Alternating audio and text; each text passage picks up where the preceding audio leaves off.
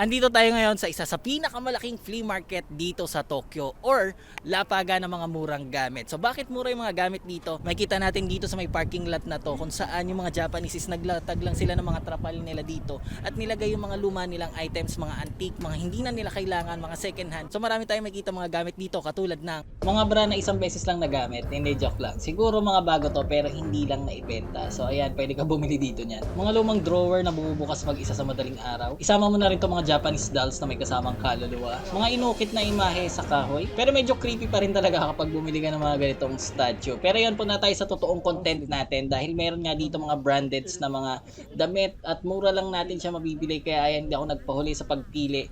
And ayan, makakita rin tayo ng Louis Vuitton. Mga kung ano-anong gamit na maaaring may value kung marunong ka tumingin. At syempre dahil tao-tao lang yung mga nagbebenta dito, maaari ka pa rin makipag-bargain sa kanila. Makakita ka rin ng mga gadgets dito, tablet, cellphone, power bank, yung iba brand new pa. And syempre mga sapatos, meron din dito niyan. Mga kung ano-anong gamit sa kusina. At marami pa tayo makikita dito, kaya samahan nyo ako mag-ikot. Pero bago yan, saan nga ba itong Tokyo City Flea Market event dito sa Japan? So mula dito sa location namin, kinailangan namin mag-bike ng 34 minutes. So para malaman yung time, date, and location ng event is pumunta ka sa website na to, prx.jp. Meron silang list dyan ng mga flea market monthly or minsan halos twice a month pa sila gumagawa ng event na ganito. So yung location na pupuntahan namin ngayon is yung Oi Race Course na malapit lang sa Shinagawa. So mula dito is natatanaw ko na yung parking area. So dito lang naman yung place kung saan tayo pupunta. And etong lugar na to kasi is racetrack ng kabayo kung di ako nagkakamali. And ayan, meron tayo makikita mga tarpaulin na papunta doon sa direction kung saan yung entrance para sa flea market. Dahil nga, malaki tong lugar na to. And eto na nga yung mismong entrance natin pagpasok. So umakyat tayo dito sa may part na to para makapag-park ng bike. And ayan, dito tanaw na natin yung dami ng mga tao at yung mga vendors na nagpwesto na dyan. So parking area nga siya. So sa may likod lang ng sasakyan nila is doon lang nila pinwesto yung mga tinitinda nila. So ayan, meron tayong makikita dito mga cords, 100 yen lang, mga wall adapter. So dito sa store na to is halo-halo talaga siya. So habang nagbi-video kayo may nakita ako. Oh, diyan pala kayo. First time natin makita. First time, diba? Hindi kami nakatagalog ah. Ay, di Bisaya! Nagbi-video. So ayan, aksidente namin nakita yung mga pinsan namin dito. Hello, Jones Tokyo! Ayan, nagkataon. Hindi namin pinlano na magkita-kita dito, no? Nagkataon ngayong araw na to nandito rin sila. Nag-bike lang kami. So ayun, onting kwentuhan lang kasama yung mga pinsan namin and yun, balik na tayo sa pag-iikot dahil medyo naghahabol tayo ng oras. So dito meron tayong nakitang tagpa 500 yen na mga bag. So ayan, halo-halo siya. Kailangan mo lang magtiyaga talaga sa paghahanap dito dahil maaari ka makakuha na meron may mga value talaga at maayos pang item. Pero syempre hindi lahat. Meron din namang medyo parang medyo pasira na pero mura na lang rin naman yung halaga. So ayan, meron ding Adidas na bag.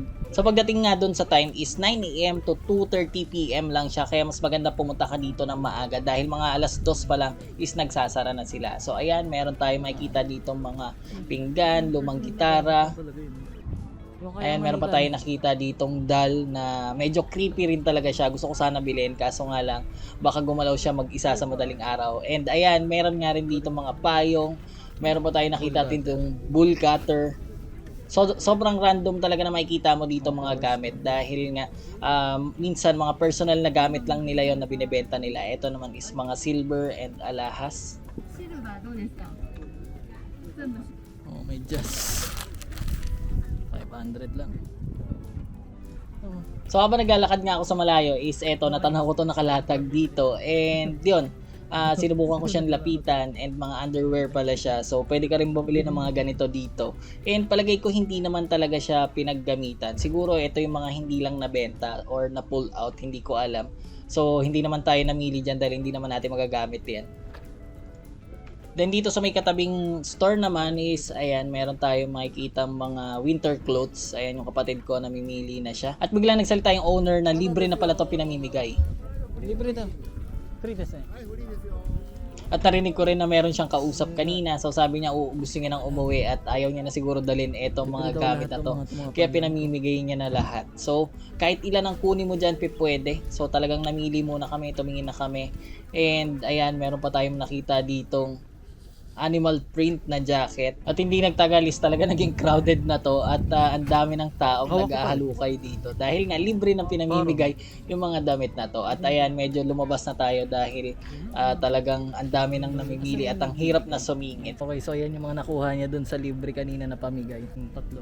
Ang mga panlamig. So ako din ako kumuha kasi ang dami ko ng panlamig sa bahay at syempre hindi ko na magagamit yun dahil patapos na rin yung winter. Pero mag-iikot pa kami. Marami tayong items na makita dito na tagwa 100 yen lang, and yung mga ganitong klase ng mga inukit sa kahoy, ayan, dapat hindi ko na lang talaga inahawakan basta-basta yung mga ganyan dyan.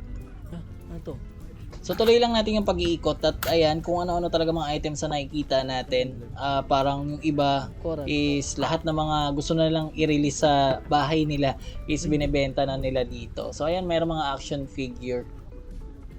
And ito yung mga plato na parang nilalabas lang kapag may bisita, may maleta, and mga kung ano-ano pa. Yung mga stuffed toys na halagang 500 lang kada isa. And pati mga skincare is meron din dito. Ayan, makikita natin dyan, pabango, halo-halo. So, hindi naman din ako namili dyan kasi nabilad na rin sa araw. Hindi ko alam kung okay pa ba yung iba dyan. And ito is mga bags ulit na halagang 500 yen. Ayan, sobrang dami mong pagpipilian. Kaya kung talagang pagtsatsagaan mong umikot ng umikot dito, isigurado ko na meron ka makukuha mga gamit dito na talagang sulit sa presyo niya. So dito sa may part na to is almost mga damit talaga. And ayan, dito sa may store na to or dito sa nagbebenta na to is nakita ako ng mga branded talaga yung mga binebenta niya. Pero babalikan natin yan dahil may umagaw ng pansin ko. Etong mga parang sing-sing na to. Ewan ko siguro kung pang suntok ba to or hindi ko alam. Basta iba-iba yung design. Pero di naman ako bumili kasi hindi ko naman talaga siya alam. So lakad pa tayo ng konti. Ayan, dito naman is marami pa lalong mga stuffed toys. Ayan, nagkakahalaga ng 100 yen. Halo-halo, iba-iba. Meron tagpa 500, mga wallets. Ayan, meron ako nakita ditong Louis Vuitton. Medyo luma na nga lang siya, pero kung gusto mo or gusto mo gamitin yung leather niya lang, palagay ko is okay pa rin yun. Pero syempre wala naman akong paggagamitan, kaya di ko na kinuha. So eto is mga antique, hindi ko sure kung merong value yung mga yan. And paningin ko is talaga mga lumang item na siya, mga naka-stock sa bahay. And eto na nga, bumalik na tayo dito sa mga brandeds na long sleeve and mga hoodie. Ayan, may Fila, may North Face. Ang North Face is, kung hindi kayo masyado familiar, talagang nagkahalaga yan ng mga 10,000 yen kada isa yung mga long sleeve and hoodie lang nila. And umikot pa ulit ako. Eto, halo-halo rin, tagwa 100 yen lang siya, 50 yen yung mga sing-sing na yan na meron nakasulat, and yung mga parang figurines na yan is nasa 100 yen. Oh, pwede yan. So pagbalik ko dito is nakapili na pala yung kapatid ko. So yung mga North Face talaga yung mga kinuha niya. And meron pa pala siyang discount kung dalawa yung kukunin mo. So ang presyo niya is 2,000 yen. Isang piraso, pag dalawa naman is 3,000 yen. Kaya ayan, namili na ako. Ang problema lang is parang napagpilian na itong mga naiwan dito. Kaya yung size is hindi na siya sukat sa akin. Merong maliliit, meron naman sobrang lalaki. Good condition pa naman yung mga items, and kung may nagkasya sa akin is sulit na sulit sana. So dito is may nakita na naman tayong Japanese doll. So gusto ko sana bumili ng ganito, pero siguro hindi sa second hand kasi parang medyo creepy kung mayroon na nagmay-ari sa kanya dati. And so meron din sila mga keychain, and ayan, meron tayong makikita ditong abacus. So di ko sure kung may gumagamit pa niyan. And eto, may nakita ko mga stone. 300. 300 yen. Amethyst ne. これと同じ。そうそうそうそう。それ何なの？カメラ？あ、そうですね。あ、そうです。gusto ko to.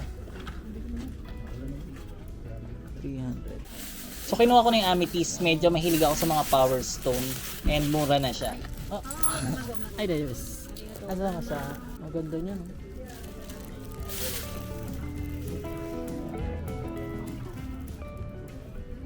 Dito naman sa nagbebenta ng mga action figures na to or mga laruan is palagay ko kung marunong ako tumingin is meron ditong merong value kasi meron ako nakita dyan na medyo luma na siya pero naka-plastic. So ibig sabihin may presyo talaga siya, at syempre sa mga kolektor sila ang nakakaalam niyan. Ito naman mas mga bago na to and hindi na open siya sa mga box niya. So ayan, ang presyo is nasa 1,000 yen para sa tatlo, 400 yen kapag isa lang. So meron din nagbebenta ng mga sapatos, ayan. Pero ako kasi sa ABC Mart ako bumibili para mas maraming choice. And yan, meron din dito nagbebenta ng mga pinaglumaang relo. So hindi rin ako magaling masyado tumingin pagdating dyan sa mga relo. And ito ang umagaw ng pansin ko dahil 300 yen lang rin siya, mga Swiss knife. Halo-halo siya, iba-ibang klase. So ayan, namili na ako. And namili ako dyan, yung magagamit ko siya, nilagay ko siya doon sa bike ko para dagdag tool lang rin at madali-dalit. So mapapansin dito is parang meron akong bubong. So sa ibabaw niyan, dyan kami nang galing kanina kung saan galing yung shot ko na medyo mataas dahil nga parking siya. So ayan mga barya, at nagtry ako maghanap dyan ng barya na may value. And ayan mga stuffed toy na halagang 300 lang. Oh. Ganun pa rin mga halo-halong items, halagang 100 yen.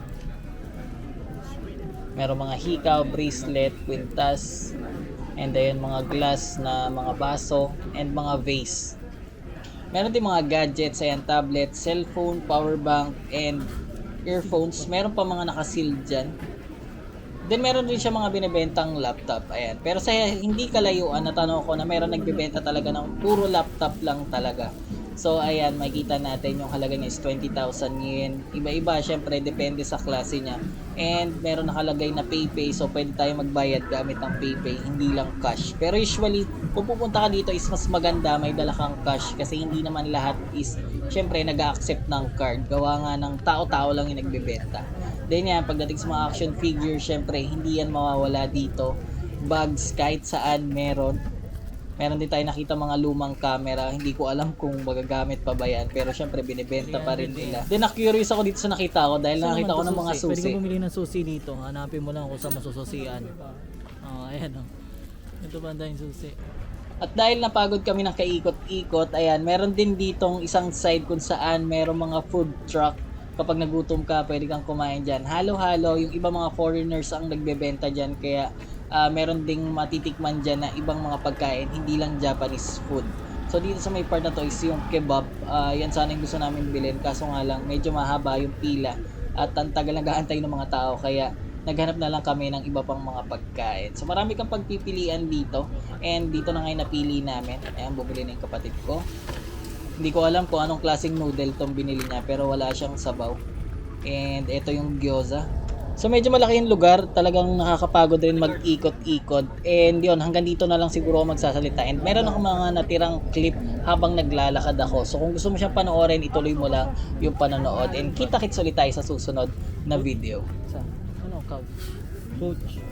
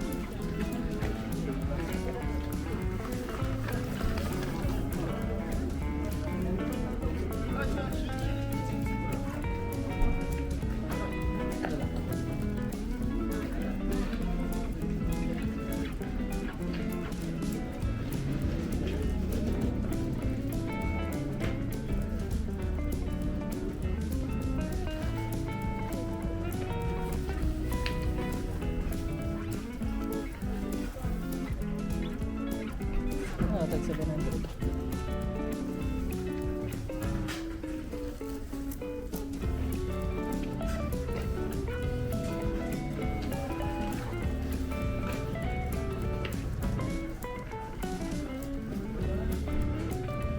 Mamaya, food trip tayo.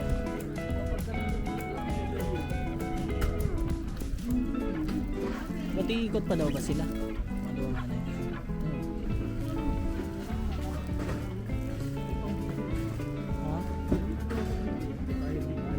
Pero mura na.